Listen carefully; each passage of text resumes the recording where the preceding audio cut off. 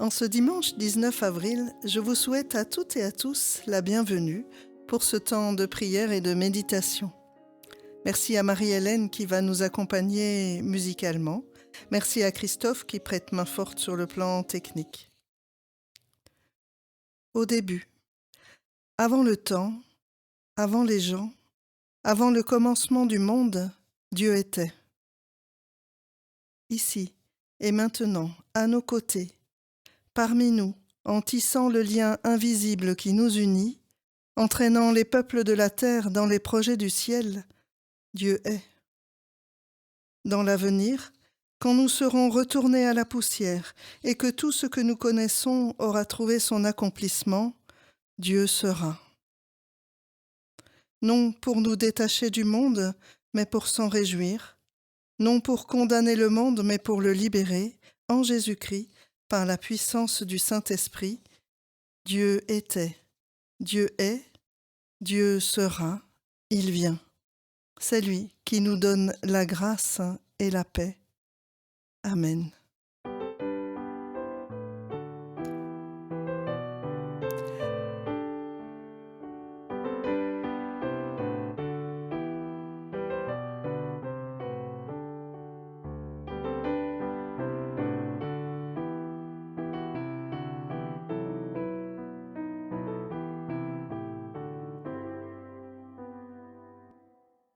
On a coutume de dire que le dimanche, c'est le dernier jour de la semaine. Or, pour les chrétiens, depuis le matin de Pâques, le dimanche, c'est le premier jour de la semaine. C'est par ce jour-là que notre semaine commence. Un jour où nous prenons le temps de mettre un moment à part afin de prier, de méditer. Un temps de prière et de méditation qui nous sont offerts comme une gorgée d'eau fraîche. Alors oui, mon frère, ma sœur, n'aie pas peur. Aujourd'hui, prends cette journée qui commence. Prends cette journée comme tu prendrais un verre d'eau que quelqu'un que tu ne connais pas aurait préparé pour toi sur la table pour ton réveil. Prends cette journée de vie, elle est là devant toi. Prends-la même si tu ne sais pas pourquoi on te l'offre. Prends-la sans te l'expliquer, prends-la sans honte. Prends-la avec reconnaissance. Elle est là, à ta portée, pour toi. Elle t'attend. L'amour de Dieu est venu te l'apporter sur la pointe des pieds. L'amour de Dieu te l'a laissé là, devant toi, pour toi. Prends-la sans crainte. Tu ne la prends à personne. Elle vient de la fontaine de la vie. L'eau de la fontaine, elle coule pour toutes et pour tous. L'eau de la fontaine, elle coule pour toi. L'eau de la fontaine, elle coule pour rien si tu ne la bois pas. Alors mon frère, ma sœur, aujourd'hui, encore, prends cette gorgée de ta vie, prends-la et dis seulement Amen et merci.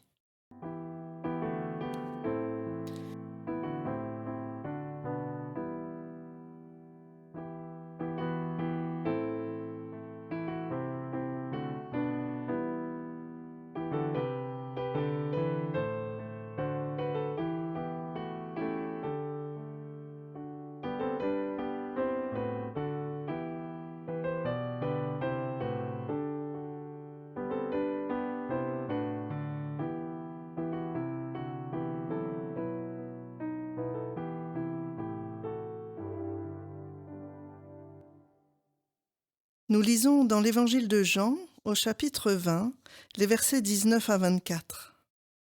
Le soir de ce même dimanche, les disciples étaient réunis dans une maison. Ils en avaient fermé les portes à clé, car ils craignaient les autorités juives.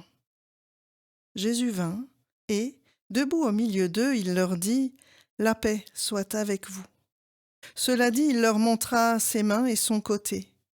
Les disciples furent remplis de joie en voyant le Seigneur. Jésus leur dit de nouveau « La paix soit avec vous, comme le Père m'a envoyé, moi aussi je vous envoie. » Après ces mots, il souffla sur eux et leur dit « Recevez le Saint-Esprit. Ceux à qui vous pardonnerez leurs péchés obtiendront le pardon. Ceux à qui vous refuserez le pardon ne l'obtiendront pas. »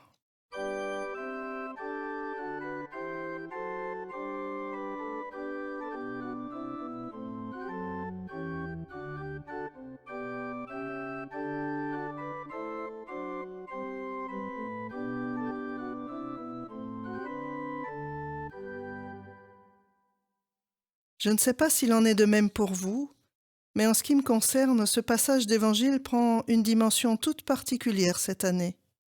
Au moment où nous sommes toutes et tous assignés à résidence, confinés entre nos quatre murs, en proie peut-être à une certaine lassitude devant ce temps dont nous ne connaissons pas encore vraiment la fin, voilà que vient nous rejoindre ce texte qui nous montre des disciples qui sont eux aussi, d'une certaine manière, confinés.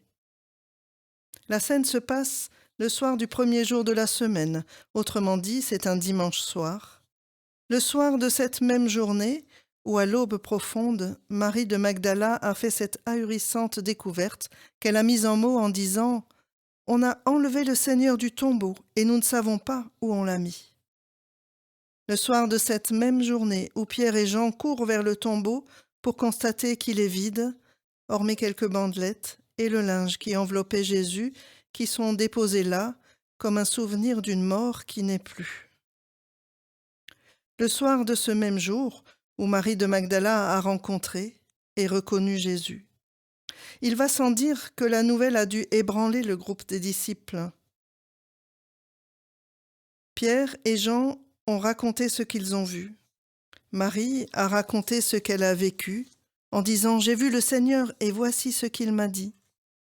Ils étaient trois à témoigner, mais visiblement personne n'a vraiment su quoi faire de ces témoignages. Comment vivre à présent? Que faire? C'est comme si la nouvelle de la résurrection du Christ était plus paralysante que dynamisante, comme si elle prenait les disciples au dépourvu et qu'elle leur fasse oublier jusqu'aux paroles mêmes de Jésus lorsqu'il leur a dit, au cours du dernier repas partagé, « Je ne vous laisserai pas orphelins ». Voici donc les disciples enfermés et comme enroulés sur eux-mêmes dans la crainte et l'incertitude, un peu comme des morts qui attendraient leur propre résurrection. C'est dans ce lieu-là que Jésus va se rendre présent. C'est dans cet enfermement-là qu'il va pénétrer pour communiquer aux disciples sa présence d'une manière nouvelle et durable. Une présence qui va se dire à travers la paix et le souffle. La paix soit avec vous. Shalom en hébreu. Voilà la première parole que Jésus adresse à ses disciples confinés. Cette paix que Jésus annonce et qu'il apporte par sa présence, c'est la paix qui vient de Dieu. Et cette paix, c'est beaucoup plus que l'absence de conflit ou l'absence de la crainte. C'est une paix qui communique une assurance profonde, celle de savoir Dieu présent et agissant, ici et maintenant. Mais cette paix ne serait pas complète sans le souffle qui met en mouvement. Jésus souffle sur ses disciples. Il souffle sur cette minuscule communauté rassemblée au soir du premier jour. Premier jour qui nous emmène à ces temps du commencement, lorsque le souffle de Dieu planait à la surface des eaux, lorsque le souffle divin a donné vie à Adam. Ce sont tous ces souffles premiers qui sont comme récapitulés au premier soir du premier jour dans le souffle que Jésus dépose sur ses disciples. Avec la paix et le souffle, les disciples vont être comme propulsés, envoyés par-delà les murs de leurs enfermements, avec une mission qui nous paraît peut-être lourde, ou en tout cas étonnante, puisqu'il est question de pardonner ou de ne pas pardonner, ou pour le transcrire en des termes qui seraient plus proches des termes originaux, délier et lier. Au lieu de penser qu'il s'agirait d'un pouvoir, peut-être pourrions-nous envisager qu'il s'agisse là d'une responsabilité qui est donnée, une responsabilité qui nous serait donnée à nous aussi. Nos paroles ont du poids.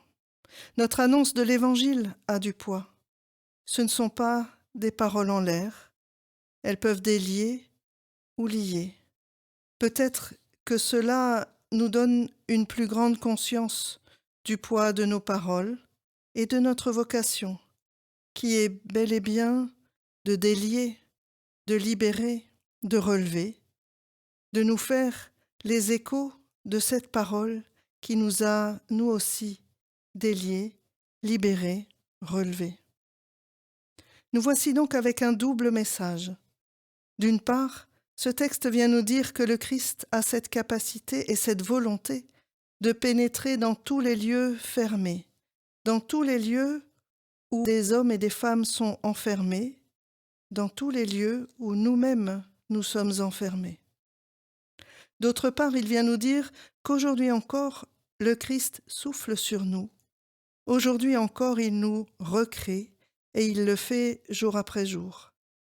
Quels que soient les lieux où nous sommes enfermés, quels que soient les lieux où nous nous replions sur nous-mêmes, il sait y pénétrer pour venir à notre rencontre, pour nous donner sa paix, et dans le même mouvement, il nous donne son souffle.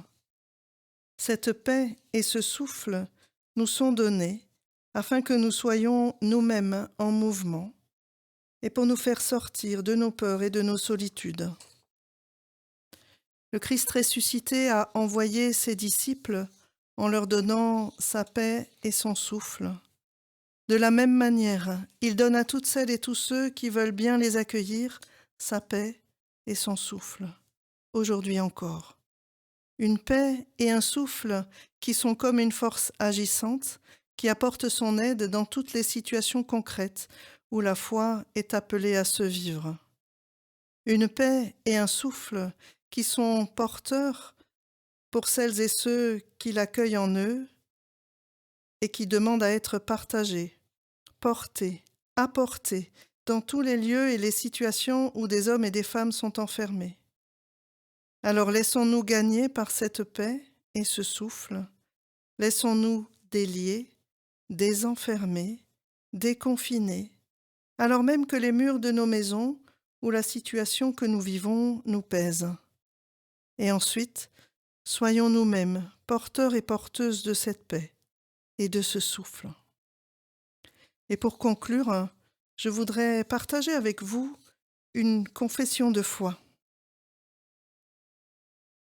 Qu'autrefois, Jésus ait été relevé d'entre les morts pour entrer dans une vie sans limite, je le crois. Que demain, plus tard, dans un avenir qui n'appartient qu'à Dieu, nous soyons à notre tour relevés de la poussière des tombeaux, je l'espère et je le crois. Mais ce qui m'importe, c'est aujourd'hui. C'est qu'aujourd'hui soit à l'œuvre, dans la vallée des ossements où se dessèchent, des hommes et des femmes sans joie et sans espoir, des hommes et des femmes piétinés et oubliés, des hommes et des femmes salis et avilis, la même force qui autrefois a relevé Jésus d'entre les morts et qui demain nous relèvera de la poussière. Ce qui m'importe, c'est qu'aujourd'hui, dans ta vie et dans la mienne, la même force soit à l'œuvre pour tuer la mort qui tue l'amour, la mort qui tue la confiance, la mort qui tue l'espérance, et pour nous remettre debout. Et cela, je le vois. Le vivant nous fait vivre de sa vie dès maintenant. Ce que nous deviendrons appartient à Dieu, mais dès à présent, avec le relevé, nous sommes ses enfants. Amen.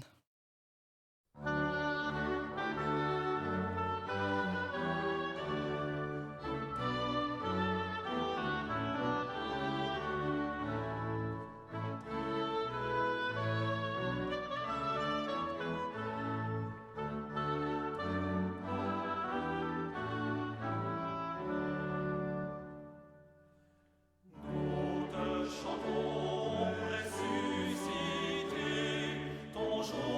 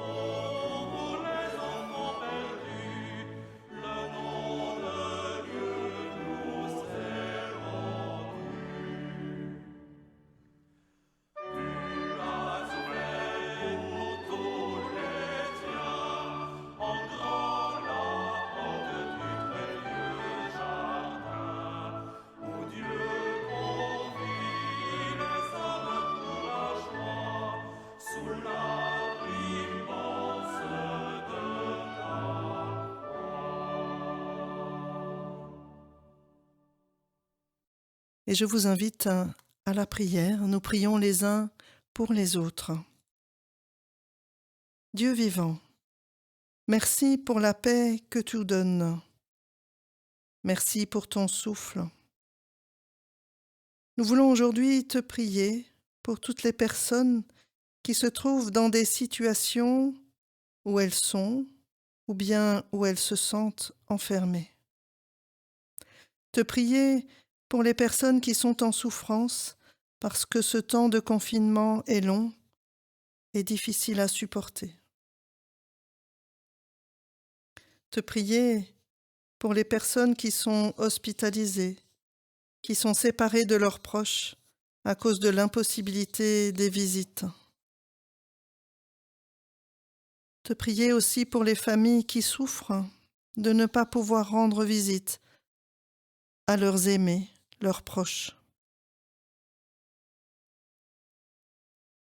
Nous te prions pour les personnes qui sont en maison de retraite, confinées dans leur chambre, elles aussi sans contact physique avec leurs proches, leurs familles, leurs amis. Nous voulons te prier aussi pour les enfants et les jeunes qui sont dans des structures d'accueil collectif. Te prier pour les personnes en situation de handicap dans les foyers de vie.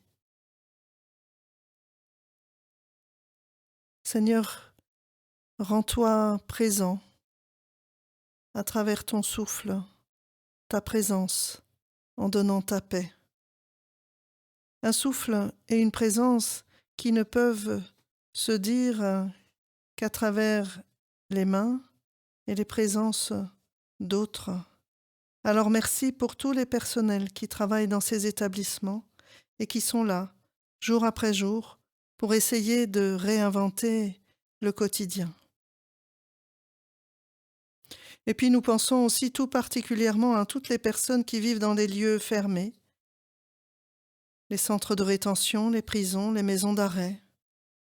Que ton souffle de vie soit présent dans ces lieux à travers les engagements des uns et des autres. Et puis, nous voulons te remettre nos propres peurs, nos propres enfermements. Donne-nous d'accueillir ta paix, ton souffle, ta présence. Et viens nous bénir, là où nous sommes, dans nos maisons, nos appartements, que nous soyons en famille ou tout seuls. Donne-nous ta paix et ton souffle.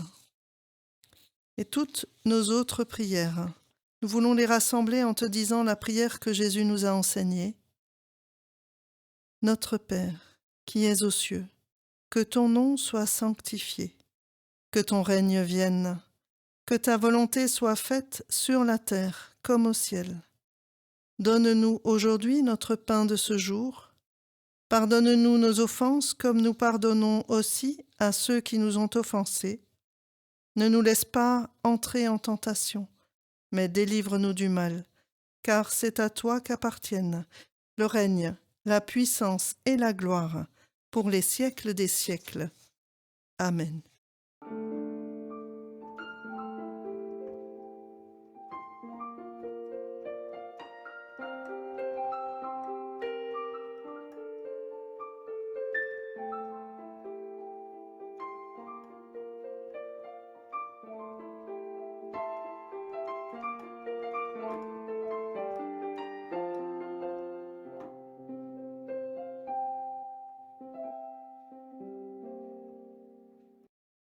Dieu nous donne sa paix, nous donne son souffle.